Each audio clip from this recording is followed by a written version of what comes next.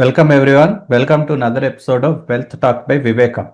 ఫైనల్గా కాస్త క్లారిటీ అనేది ఎమర్జ్ అయినట్లుగా మనం భావిస్తున్నాం. అండ్ ఆఫ్ కోర్స్ మార్కెట్స్ కూడా అదే ట్రెండ్లో మూవ్ అవుతున్నాయి. ఈ రీసెంట్ వీక్ ఆఫ్ కోర్స్ ఇవాళ రోజు మనం థర్స్డే షూట్ చేస్తున్నాం వీడియో, ఎందుకంటే Friday is a holiday for Muharram కాబట్టి థర్స్డే నాటికి చూస్తే మాత్రం market and definitely has shown the poise for growth, has shown the penchant for growth. ఎన్నో రోజులుగా స్టెబిలిటీ కోరుకుంటున్న మార్కెట్ అండ్ మార్కెట్స్ కూడా, ఎమర్జింగ్ మార్కెట్స్ కూడా అన్నీ ఈ డైరెక్షన్లోకే మూవ్ అయినాయి. సో ఫస్ట్ అండ్ ఫార్మోస్ట్ ఇవాళ రోజు అందరు అడిగే క్వశ్చన్ ఎలా ఉంటుందంటే, ఇదేమైనా టెంపరీ బ్లిప్ అప్పా, లేకపోతే నిఫ్టీ అనేది ఎలా పాయిజ్ అయి ఉంది, మన ఇండియన్ ఎకానమీ ఎలా పాయిజ్ అయి ఉంది. ఎందుకంటే మనం దాని గురించి ఎక్కువ మాట్లాడడం, మనం జనరిక్ టాపిక్ కంటే కూడా in general at this time ఈ ఫేజ్ ఎందుకు ఇంపార్టెంట్, ఒక క్యాజువల్ రీటైల్ ఇన్వెస్టర్ దాని గురించి కాస్త రీసెర్చ్ చేపట్టడం, ఆ రీసెర్చ్ని ప్రజెంట్ చేయడానికి we are very very anxious. So Prasad garu, why is now a right time to enter markets? మొట్టమొదట ప్రతిసారి రోజు మాట్లాడినట్లుగా యుఎస్ ఇరాన్ వార్ గురించి తీసి పక్కన పెట్టేసి, అంటే వార్ అనేది దాదాపుగా అయిపోయింది అనుకుంటున్నాం కాబట్టి అంతర్ముఖంగా, అంటే మన దేశంలో ఉన్న పరిస్థితులు మనకు అనుకూలించేయా ప్రతికూలించేయా అంశాలు ఏమిటి, గతంలో ఉన్నటువంటి ఎక్స్పీరియన్స్ చూస్తే పెరగడానికి అవకాశం ఉందా లేదా చూస్తే ఇన్వెస్టర్స్ అందరికీ నమ్మకము, వెంటనే పరిగెత్తుకుంటాను సరే ఇన్వెస్ట్ చేయాలనే కోరిక పుట్టాలనే ఉద్దేశంతో హార్డ్ డేటా ప్రజెంట్ చేయాలని ప్రయత్నం చేద్దాం.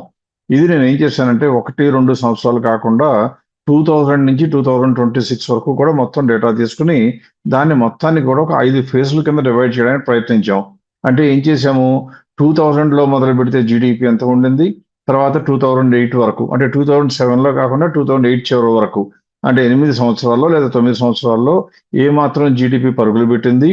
అదే సమయంలో 2008లో లెహమాన్ క్రైసిస్ వచ్చింది కాబట్టి ఇంటర్నేషనల్ గా మార్కెట్లని విపరీతంగా పడిపోయాయి. ఆ సమయంలో కూడా కలిపి చూస్తే మన యొక్క నిఫ్టీ ఎలా పెరిగింది, తర్వాత 2008 నుంచి 14 దాకా, 14 నుంచి అలాగే 22 దాకా, 22 నుంచి 24 దాకా, తర్వాత 25 దాకా, లేకపోతే తర్వాత ఏమో ఇక్కడి నుంచి అనమాట. ఇలా 5 ఫేజ్ల కింద డివైడ్ చేస్తే ఇప్పుడు మీరు స్క్రీన్ మీద ఉన్న డేటా చూస్తే మీకు అర్థమవుతుంది.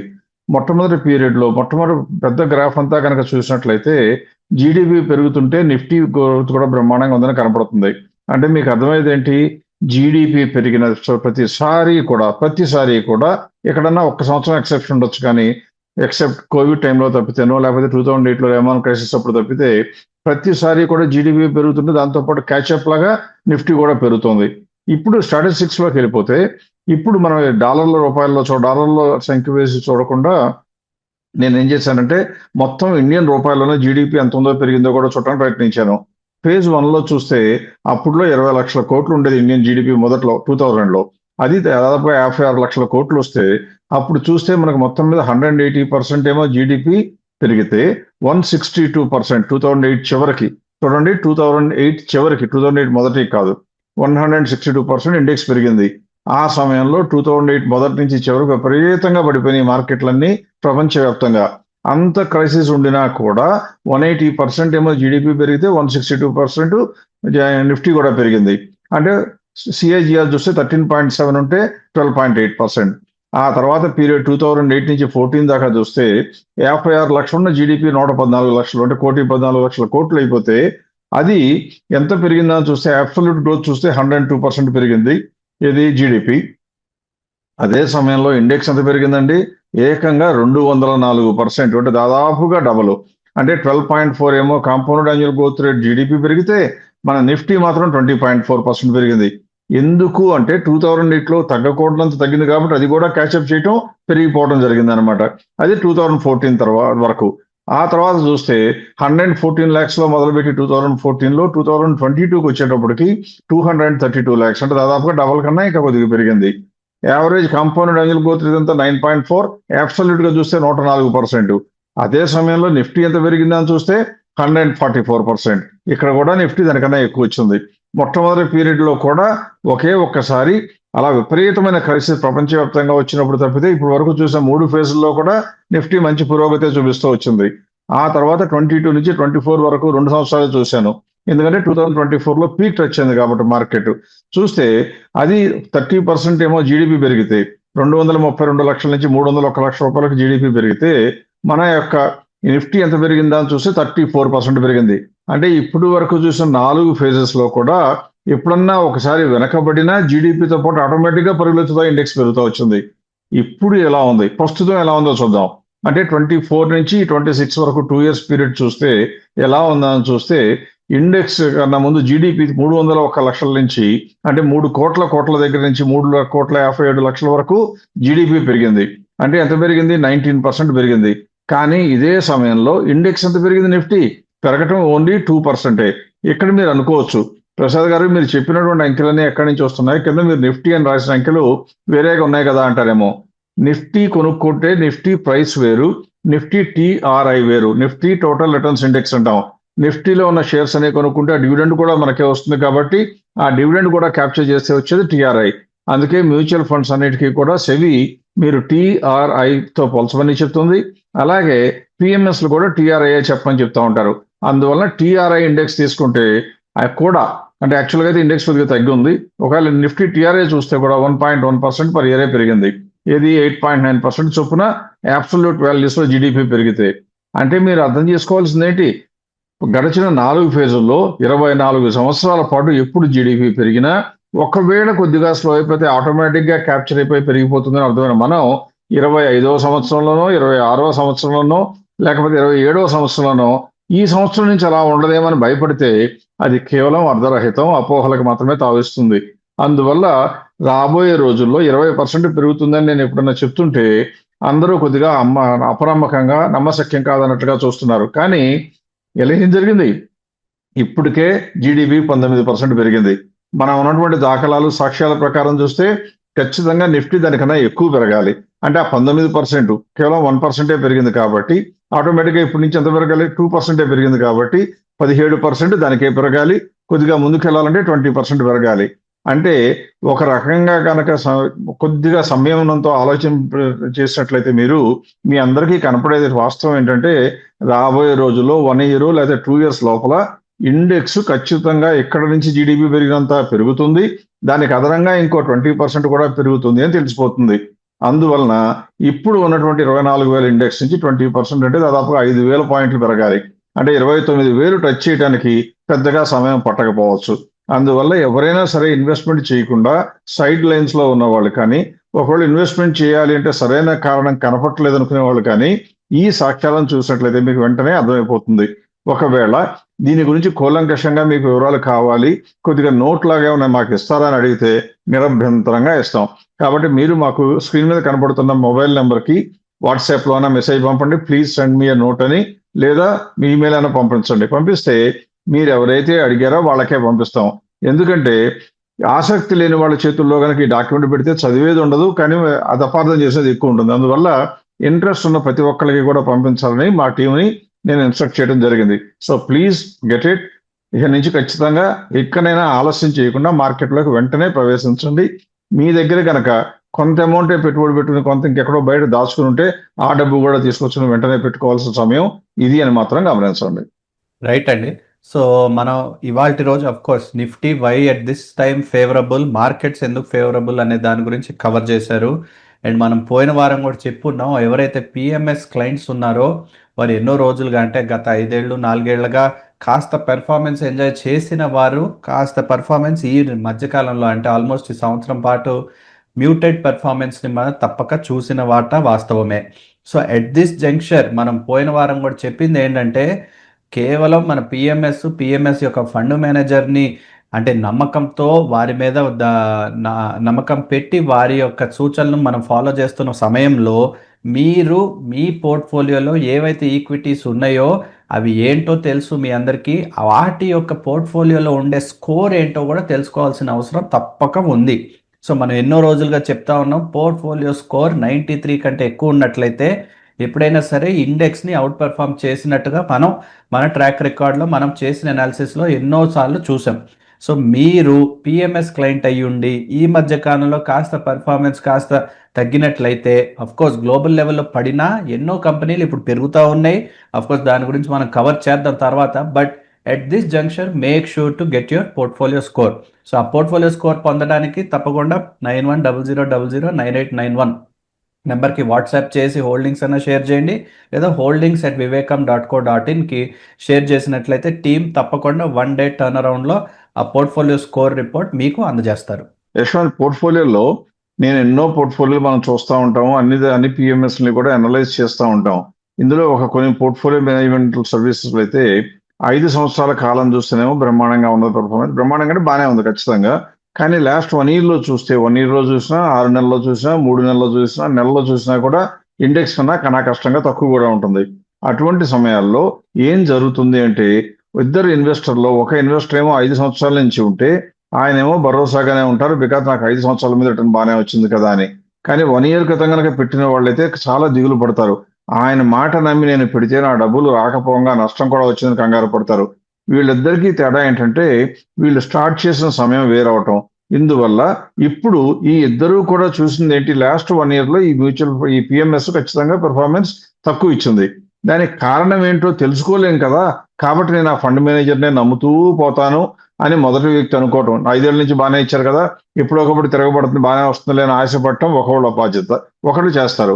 రెండో వాళ్ళు ఏమనుకుంటారు, బాబు నాకు 1 ఇయర్ నుంచి చేస్తుంటే ఏమీ రావటం లేదు కాబట్టి ఇక్కడ నుంచి క్యూ మారి వేరే క్యూలోకి వెళ్ళిపోయి ఇంకొకళ్ళ దగ్గరికి వెళ్దామని ఆలోచిస్తారు. ఇద్దరిలో ఎవరి ఆలోచన కరెక్ట్, ఎవరి తప్పు అంటే, ఇలా రీజన్స్ తెలియకుండా కేవలం అపోహలతో కనుక మారినా తప్పే, మారకుండా అంటిపెట్టుకున్నా తప్పే.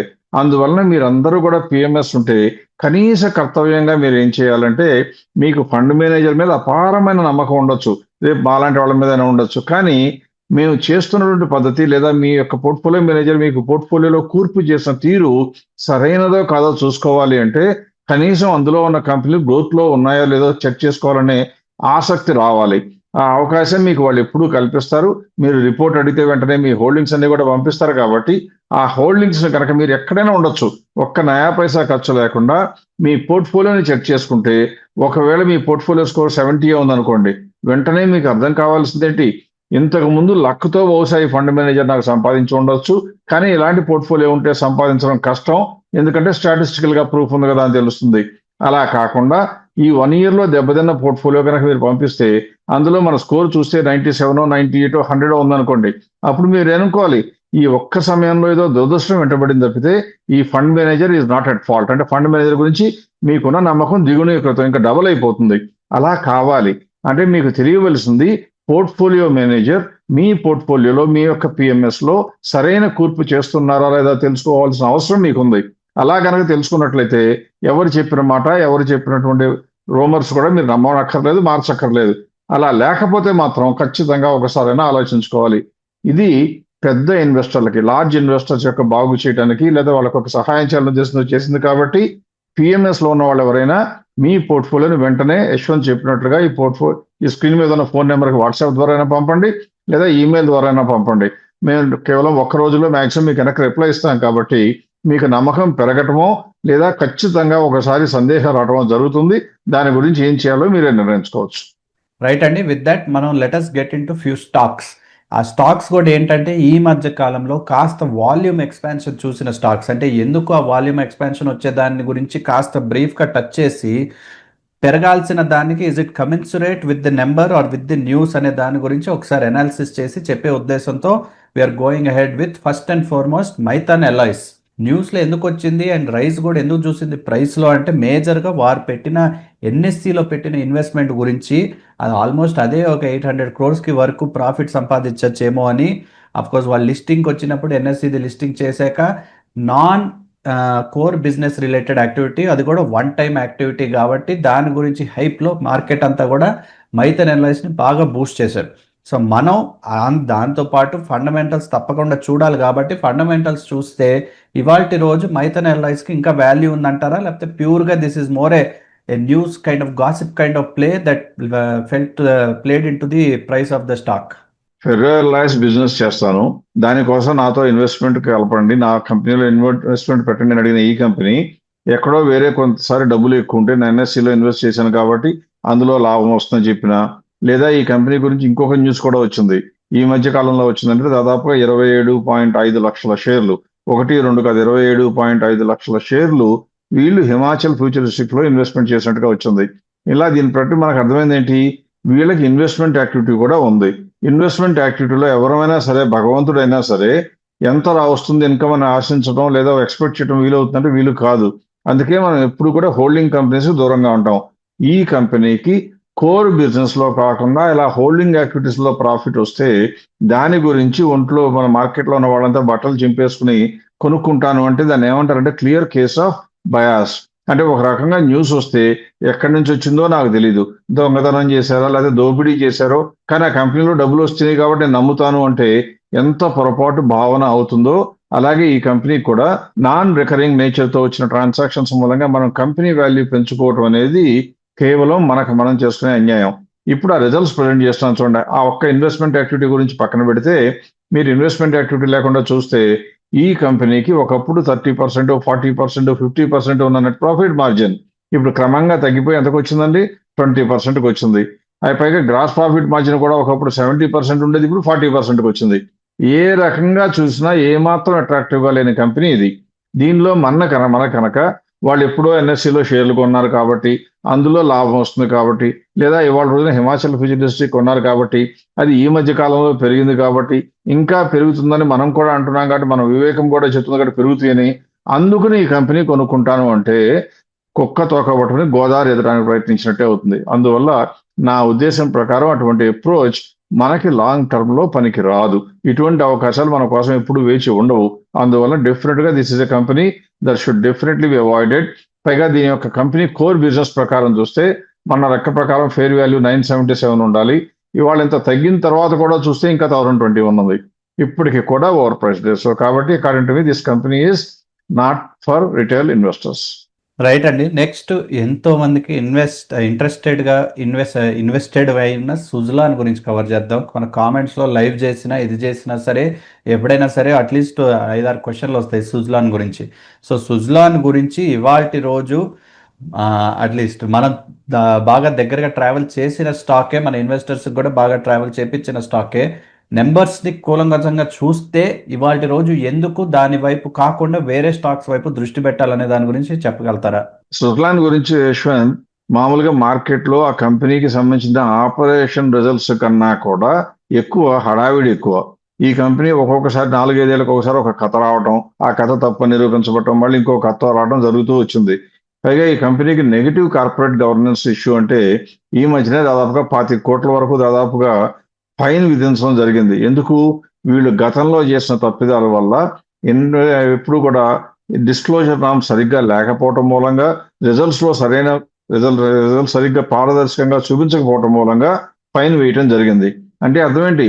వీళ్ళు అవకాశం దొరికితే అవసరమైనప్పుడు ఎప్పుడైనా సరే అవకాశం కనుకుంటే మనల్ని మతలబు చేయడానికి పెద్దగా వెనకాడరు అని.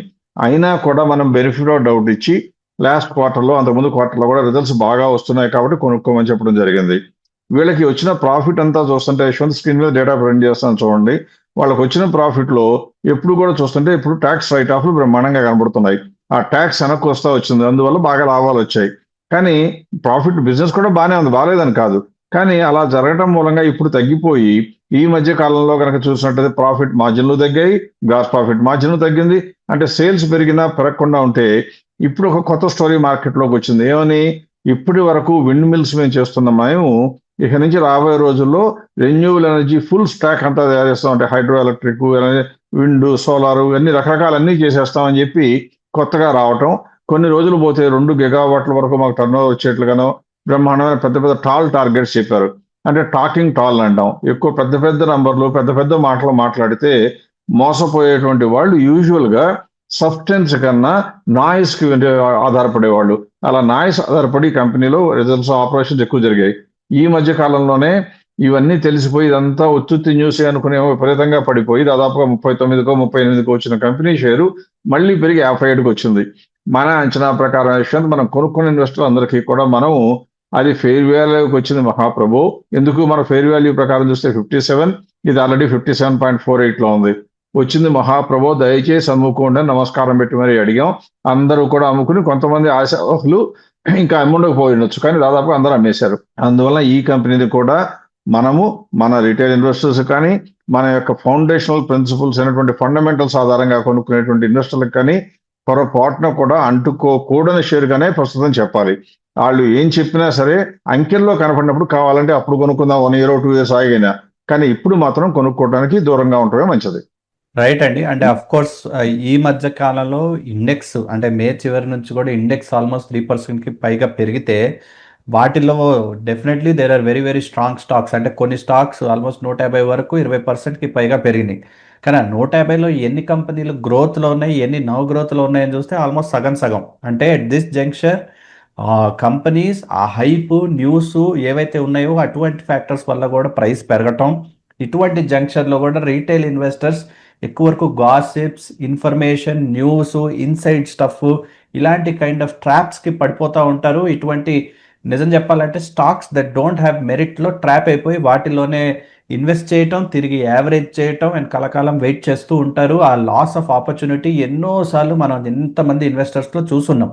సో అటువంటి ఇన్వెస్టర్స్కి అంటే కోర్స్ మనం చెప్తున్నాం let us basic purely and fundamentals. మీరు కూడా ఒక ప్రాసెస్ డిటర్మైన్ చేసుకోండి, దాన్ని బట్టి ముందుకెళ్ళండి. అప్పుడు మీకు కూడా స్ట్రక్చర్ ఉంటుంది. రేపటి రోజు వెనకాల క్వశ్చన్ చేసుకోవాల్సిన అవసరం లేకుండా ఒక రూల్స్ ఫాలో చేసినట్టు ఉంటుందని ఎప్పుడు చెప్తా ఉంటాం. బట్ ఇన్ దిస్ జంక్షన్ అంటే what else can you advice ఈ కామన్ మిస్టేక్స్ అనేది తప్పించడానికి ఇన్వెస్టర్స్ ఎలా చేయొచ్చు అంటారు? మార్కెట్లో హెచ్చు తగ్గులు చాలా కామన్ విషయం. కాబట్టి ఖచ్చితంగా మార్కెట్లో మనకి ఇష్టం ఉన్నా లేకపోయినా, మనం భరించినా భరించలేకపోయినా మార్కెట్లో హెచ్చు తగ్గులు వస్తూనే ఉంటాయి. కానీ మనం గనక కొద్దిగా మెచ్యూరిటీ, పరిణితి చెందిన ఇన్వెస్టర్లుగా రూపాంతరం చెందాలి. మనకు మనం నమ్మకంగా, మనకు మనమే మన మెంటల్గా సపోర్ట్ ఇచ్చుకోవాలి అనుకుంటే ఏం చేయాలి? వేరొకళ్ళ మీద డిపెండ్ అయ్యేతో పాటు దానితో పాటు ఖచ్చితంగా నెంబర్ల వైపు దృష్టి పెట్టాలి. అందుకే మన ప్రిన్సిపల్ ఎలా ఉంటుందంటే, ఎంత మంచి కంపెనీ అనుకున్నా మనం అనుకున్న రేట్ వస్తే అమ్మేయాలి. ఈ రోజును చూస్తే ఇండెక్స్ నువ్వు చెప్పినట్టుగా కేవలం 3% పెరిగింది జూన్లో. కానీ జూన్లో చూస్తే ఒక జూన్ నెలను చూస్తే దాదాపుగా మన దగ్గర 9-10 కంపెనీలు ఈఎంపీ రీచ్ అవడంతో అమ్మివేయమని చెప్పడం జరిగింది. ఎందువలన ఇప్పుడే నువ్వు చెప్పడం జరిగింది. ఈ నెలలో జూన్ నెల నుంచి కనుక చూస్తే మే ఎండింగ్ నుంచి ఇప్పటి వరకు నిన్నటి వరకు ఇవాళ వరకు చూస్తే దాదాపుగా 3% ఇండెక్స్ పెరిగితే ఎన్నో కంపెనీలు 159 కంపెనీలు 20% కన్నా పెరిగాయి. అందులో యశ్వంత్ ఆల్రెడీ చెప్పినట్టుగా రిజల్ట్స్ బాగున్న కంపెనీలు పెరిగితే మంచిదే, ఎందుకంటే వాల్యూ ఫైండింగ్ అనుకోవచ్చు. రిజల్ట్స్ లేనివి బాలేనివి కూడా పెరుగుతున్నాయి అంటే మార్కెట్లో గాసిప్లు, రూమర్లు, ఫ్రంట్ రన్నింగ్, మ్యానిపులేషన్ వీటన్నిటిని కూడా బ్రహ్మాండంగా మార్కెట్లో మీకోసం ట్రాప్ వేసేవాళ్ళు తయారవుతున్నారు. వాళ్ళ బారిన పడకూడదు అంటే ఫండమెంటల్స్ వైపు దృష్టి పెట్టవలసిన అవసరం ఉంటుంది. ఇప్పుడు నేను ఏం చేస్తానంటే, ఒకవేళ గనక ఇప్పుడు నేను మార్కెట్ స్క్రీన్ మీద చూపించబోయే కంపెనీలు ఏదన్నా మీకు ఉంటే గనక ఒక్కసారి తిరిగి ఆలోచించుకోండి. ఎందుకంటే ఈ కంపెనీలన్నీ కూడా జూన్ 1 నుంచి వచ్చిన రిజల్ట్స్ ప్రకారం చూస్తేనో లేకపోతే ప్రైస్ లో వచ్చిన చేంజెస్ మూలంగా EMP expected market price touch అయితే, మీలో చాలా మంది చాలాసార్లు నన్ను అడుగుతూ ఉంటారు కూడా, మీరు చెప్పే ఫేర్ ప్రైస్ అంటే టార్గెట్ అంటారు, కాదు అని కూడా చెప్పడం జరిగింది. కానీ ఆ ఈఎంపీ కనుక రీచ్ అయిపోతే మనం ఆటోమేటిక్గా అమ్మేస్తాం. ఇక్కడ చూస్తే బజాజ్ కన్జ్యూమర్ మనం అమ్మేమని చెప్పడం జరిగింది. ఎన్నో తారీఖున జూన్ 19th అమ్మమని చెప్పాం. తర్వాత ఇప్పటి వరకు చూస్తే 8% పడిపోయింది. న్యూజెన్ సాఫ్ట్వేర్ కూడా జూన్ 4వ తారీఖున అమ్మని చెప్పాం, అది ఇంకో 8% పడిపోయింది. జూనిపర్ హోటల్స్ జూన్ 5వ తారీఖున అమ్మమని చెప్తే అది 7%. పవర్ మెక్ ప్రాజెక్ట్స్ హైదరాబాద్ బేస్డ్ కంపెనీ అమ్మమని చెప్పాం 2009-13లో, ఇవాళ రోజు చూస్తే 4.9% పడిపోయింది. పారాదీప్ ఫాస్ఫేట్స్ అయితే మరి 2-3 రోజుల క్రితమే 622 అంటే జూన్ 22 అమ్మమని చెప్పాం, అది ఒక 3.76% పడిపోయింది. అన్నింటికన్నా మీరు ఒప్పుకోలేనిది, మనసు కొద్దిగా కష్టపెట్టుకునే అంశం అయినటువంటి లారస్ ల్యాబ్స్ కూడా చూస్తే 23వ తారీఖున మనం అనుకున్న ఫేర్ ప్రైస్ అవడంతో అమ్మివేయమని చెప్పి ఎన్నో లక్షల కొద్ది షేర్లు ఉన్నా కూడా అందరు ఇన్వెస్టర్లకి నమస్తే చెప్పి మనం అమ్మమని చెప్తే చాలా మంది మెజారిటీ వాళ్ళు అమ్ముకున్నారు. అలా అమ్ముకున్నప్పుడు దాదాపుగా 1485 మన ఫేర్ ప్రైస్ అమ్ముకోమని చెప్తే ఈ రోజున అది ఇంకొక 2.5% తగ్గింది పెరిగిందని గొప్పల కోసం కాదు, మనం చెప్తుందల్లా మనం అనుకున్న రేట్ వస్తే అమ్మటానికి సంకోచించము అని చెప్పడానికి. అలాగే నాలెడ్జ్ మెరైన్, అలాగే జేఎండ్కే బ్యాంక్, క్యాప్లిన్ పాయింట్ ల్యాబ్, ఈ అన్ని కంపెనీలు కూడా ఈ సంవత్సరం ఈ నెలలో జూన్ నెలలో మనం అమ్ముకోమని చెప్పడం జరిగింది. అలాగే యశ్వంత్ ఇంకోటి కూడా ఏం చెప్పాలంటే, ఈఎంపీ రావడం ఒక టార్గెట్ అయితే, ఒకవేళ కనుక రిజల్ట్స్ కొత్తగా ఇచ్చి అంటే మార్చ్ క్వార్టర్ తాలూకు ఈ మధ్య రిజల్ట్స్ వచ్చాయి కనుక రిజల్ట్స్ బాగాలేకపోయినా, లేదా మార్చ్ క్వార్టర్ అయిపోయినా ఏప్రిల్ అంతా రిజల్ట్ ఇవ్వకుండా మేకు కూడా రిజల్ట్ ఇవ్వకపోతే అటువంటి కంపెనీ ఏదైనా తేడా ఉందేమని భయపడతాం కాబట్టి అవి కూడా అమ్ముకోమని చెప్తుంటాం. అందుకే ఇంకో 2 కంపెనీలు చూస్తే పూర్ ఆర్ డిలేడ్ రిజల్ట్స్ అని పెట్టి మనం చేసాం. ఏమిటివి? ఆర్హెచ్ఐ మ్యాగ్నెసిటా అయితేనేమో దాదాపుగా జూన్ 1వ తారీఖున అమ్ముకోమని చెప్పాం, అది రిజల్ట్స్ రాలేదు కాబట్టి. తర్వాత ఇండియన్ రెన్యూవబుల్ ఇరిడా కూడా చూస్తే రిజల్ట్స్ వచ్చున్నాయి, అది చూస్తే కూడా 132లో అమ్ముకోమని చెప్పాం, అవి 2 కూడా తగ్గాయి. అంటే దీనికి ఎందుకు చెప్తున్నాను అంటే, మనం కొనుక్కునే కంపెనీ మీద ప్రేమ ఉండకూడదు, మన కొనుక్కున్న కంపెనీ రిజల్ట్స్ బాగున్నంత కాలం, ప్రైస్ పెరగనంత కాలం మన దగ్గర ఉండాలి. అందుకని ఎప్పుడు పెరుగుతుంది అని అడిగితే ఎవ్వరూ చెప్పలేరు. మేము కాదు కదా, ఎవరూ చెప్పరు. కాబట్టి టార్గెట్ ప్రైస్ అని చెప్పే వ్యక్తి ఏమనుకుంటారంటే ఫ్యూచర్‌లో జరగబోయే ప్రైస్ మూవ్‌మెంట్స్ కూడా ప్రిడిక్ట్ చేయగలను తనకు తాను అనుకుంటాడు. మేము అలా అనుకోం. మనం అనుకునేదల్లా ఇవాల్టి రోజున ఉన్న ప్రైసు ఉండవలసిన దానికన్నా తక్కువలో ఉంది. కాబట్టి ఇవాళ కాకపోతే రేపు, రేపు కాకపోతే ఎల్లుండైనా సరే సరైన ప్రైస్ డిస్కవరీ వస్తే ఆ టార్గెట్ ప్రైస్, ఫెయిర్ ప్రైస్ వస్తుందనుకుంటాం కానీ, టార్గెట్ ప్రైస్ అని చెప్పి టైం ఇవ్వటం అనేది మనకు అలవాట్లేదు. ఇలా ఇన్ని కంపెనీలు అమ్ముకోవడానికి అవకాశం వస్తుందంటే మీకు అర్థమైందేంటి? కంపెనీలు ఫెయిర్ వాల్యూ ప్రకారం చేస్తే కూడా ఎన్నో సార్లు మనం అనుకున్నటువంటి మేము ఫెయిర్ ప్రైస్ అంటే మీరు టార్గెట్ ప్రైస్‌గా అన్వయించుకున్న ఆ ప్రైసెస్ కూడా రీచ్ అవ్వడానికి అవకాశాలు బోలెడనుంటాయి అని తెలుసుకుంటే చాలు. రైట్ అండి. లాస్ట్‌కి మనం ఐడిబిఐ బ్యాంక్ కవర్ చేద్దాం. ఆఫ్‌కోర్స్ బ్యాంకింగ్ సెక్టర్ కాస్త క్లారిటీ ఎమర్జ్ అయితే ఎలా ఉంటది ఫోకస్ అనే దాని గురించి ముందు కవర్ చేసాం. Of course bank index, bank Nifty కూడా కాస్త జోరు అందుకుంది. Of course it is very volatile compared to మన నిఫ్టీ ఇండెక్స్ కంటే కూడా బాగా వాలటైల్‌గా ఉంటుంది. కానీ at least moving in the direction that signals positive momentum. IDBI స్పెసిఫిక్‌గా కాస్త న్యూస్ ఒక పక్క పెడితేనేమో ఏదైనా ఎక్స్టర్నల్ ఇన్వెస్ట్మెంట్ రావచ్చు, కాస్త గవర్నమెంట్ రెగ్యులేషన్ కూడా దానికి కొంచెం పాత్వే క్లియర్ చేశారనేది ఒకటి పక్కన పెడితే ఇన్ జనరల్ ప్యూర్గా నెంబర్స్ చూస్తే definitely seems like a good choice. అది కాకుండా ఇంకేమైనా ఫ్యాక్టర్స్ ఉన్నాయంటారా ఐడిబిఐ గురించి కన్సిడర్ చేయడానికి? ఐడిబిఐ బ్యాంక్ పెరగడానికి, తగ్గడానికి కారణం ఆ బ్యాంక్ వస్తున్న లాభం, బ్యాంక్ చేస్తున్న బిజినెస్ కాదు యశ్వంత్.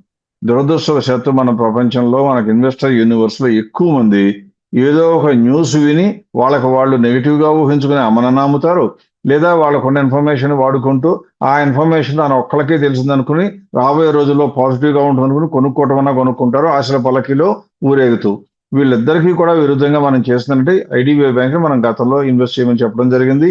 చాలా మంది కొనుక్కున్న మాట కరెక్టు. కొనుక్కున్న తర్వాత ఎప్పుడైతే గవర్నమెంట్ ఫేవరబుల్‌గా ప్రైసెస్ లేవని బాగా మార్కెట్ తగ్గిన సమయంలో ఐడిబిఐ బ్యాంక్‌ని పబ్లిక్ ఇష్యూలో ఆఫర్ ఫర్ సేల్ రావడానికి మేము తీసేస్తున్నాం, విత్‌డ్రా చేస్తున్నాం అని చెప్పారు. ఆ చెప్పగానే సడెన్‌గా అప్పుడు దాకా రూ. 110 కన్నా పైన ట్రేడ్ అవుతున్న షేరు ఓవర్ నైట్ పడిపోయి విపరీతంగా పడిపోయి దాదాపుగా రూ. 60 పడిపోయింది. ఆ సమయంలో మన ఇన్వెస్టర్లకు మనం ఇచ్చిన భరోసా ఏంటంటే ఈ కంపెనీలో ధర తగ్గిన మాట వాస్తవము. కానీ ఈ కంపెనీలో పస మాత్రం తగ్గలేదు. ఎందుకంటే మనం కొనుక్కోమని చెప్పింది కొంచెం తక్కువలోనే. కానీ అది కూడా రూ. 60 వస్తే ఎవరికైనా గుండె ఆగిపోతుంది. అలా భయపడినప్పుడు మనం చెప్పిన భరోసా వాడు వినటంతో ఎవరు అమ్ముకోకుండా, కంగారు పడకుండా మెయింటైన్ చేసుకున్నారు. పైగా మనం చెప్పిన మాట మీకుండే పోర్ట్‌ఫోలియోలో ఒకటి ఐడిబిఐ 20 షేర్లుంటే ఒక షేర్ ఐడిబిఐ ఉంటే దాని గురించి హైరానా పడకండి అని చెప్పడం జరిగింది. మనం అనుకున్నట్లుగానే మళ్ళీ కొద్దిగా ఇప్పుడు న్యూస్ ఏమొచ్చింది మళ్ళీ అలాగే చేస్తారు. పబ్లిక్ ఇష్యూకో లేకపోతే ఆఫర్ ఫర్ సేల్‌కో వస్తారని ఎవరో ఇన్వెస్టర్లు వస్తారని కానీ మళ్ళీ పెరుగుతా వచ్చింది. ఒకే రోజు 20% దాదాపుగా కూడా పెరిగింది. వీటన్నిటికీ కారణం ఏంటంటే మితిమీరిన ఆశలు లేదా అలవి కాని భయాలు. ఈ రెంటి మూలంగా మార్కెట్‌లో హెచ్చుతగ్గులు జరుగుతా ఉంటాయి. అది ఎవరికి లాభించాలి? ఫండమెంటల్స్ తెలిసి ఇన్వెస్ట్ చేసుకునే మనలాంటి వాళ్ళకి లాభించాలి. ఇన్వెస్టర్స్‌కి లాభించాలి. అంతేగాని స్పెక్యులేటర్లకే డబ్బులొచ్చి ఇన్వెస్టర్లకి పోతుంటే మార్కెట్ మీద నమ్మకం కోల్పోతుంది. కానీ అదృష్టవశాత్తు ఇండియాలో ఇన్వెస్టర్లు చాలా ఎక్కువ, స్పెక్యులేటర్లు చాలా తక్కువ. కానీ స్పెక్యులేటర్లు మాట్లాడే దాదాపు అంతా, ఇన్వెస్టర్లు మాట్లాడి దాదాపుగా శూన్యం. అందువల్ల వాళ్ళ మాటే పై చేయిలాగా కనపడుతుంది. పేపర్‌లో కూడా వాళ్ళకే కేటర్ చేస్తారు. మనలాంటి వాళ్ళు ఎవరో ఒకళ్ళిద్దరూ మాత్రం వీలైనంత వరకు ఫండమెంటల్స్‌కే స్టిక్ ఆన్ అవుతాం కాబట్టి మనం ఎట్టి పరిస్థితుల్లో కంగారు పడాల. ఈ రోజున ఇవాళ 87 మొన్న ₹90 దాకా వెళ్ళినా కానీ కిందకొస్తే ఇప్పటికి కూడా మనం ఏం చెప్తున్నాం? మన లెక్క ప్రకారం రివైజ్డ్ క్యాలిక్యులేషన్స్ ప్రకారం చూస్తే ₹96 వరకు ఫెయిర్ వాల్యూ ఉంది. అప్పుడు గనక వచ్చినట్లయితే మనం కూడా అమ్మేవాళ్ళ కోవలో చేరిపోయి ఆ కంపెనీలో పెట్టిన డబ్బులు తీసుకుని వేరే కంపెనీలోకి వెళ్ళిపోతాం. అంతేకాని మార్కెట్‌లో హెచ్చుతగ్గుల మూలంగా మాత్రం చేయకూడదు. ఎందుకంటే మీరు గనక స్టాప్ లాస్ అనే మెకానిజం ఇన్వెస్ట్‌మెంట్‌లో వాడుంటే మీరందరూ కూడా ఐడిబిఐని ఎప్పుడో లాస్‌లోకి అమ్మేసేవాళ్ళు. ₹60కి వెళ్ళిపోయింది. ఇప్పుడు ఎంత ఉందండి? దాదాపుగా ₹90. అంటే మీ కళ్ళెదురుగానే 50% పెరిగింది తక్కువ వచ్చిన రేటు దగ్గర నుంచి. ఇటువంటివి జరగకూడదు అనుకుంటే మీకు పట్టు నంబర్ల పైన ఉండాలి. అంతేగాని పట్టు మార్కెట్‌లో ఉండేటువంటి కబుర్ల పైన ఉండకూడదు. దయచేసి అది గమనించండి. రైట్ అండి. Perfect. I think let us conclude for today. మళ్ళీ వచ్చే వారం కలుద్దాం. Thank you for watching.